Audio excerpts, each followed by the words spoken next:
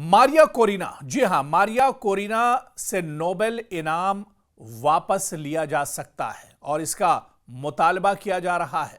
जी हां, दरअसल साल 2025 के नोबेल अमन इनाम के ऐलान के बाद वेनेजुएला के अपोजिशन लीडर मारिया कोरिना का नाम सुर्खियों में है।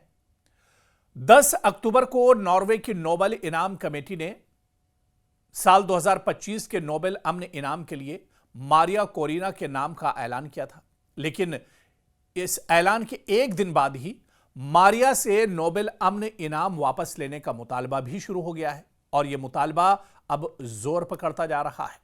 दरअसल मारिया कोरिना इजराइल के जरिए गजा पर बमबारी के बड़ी हामी तस्वुर की जाती हैं। यही नहीं बल्कि मारिया कई मर्तबा गजा पर इजरायली हमले को दुरुस्त भी ठहरा चुकी हैं। इनकी मिसालें इनके पुराने सोशल मीडिया प्लेटफॉर्म पर जारी किए गए पैगामात में देखी जा सकती हैं।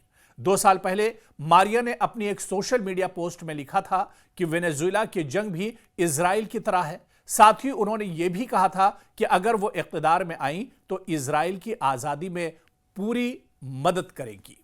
और उनके इन्हीं तमाम बयानों को देखते हुए अब यह मुतालबा किया जा रहा है कि मारिया से नोबेल अमन जो अवार्ड है, जो इनाम है, वो वापस लिया जाए।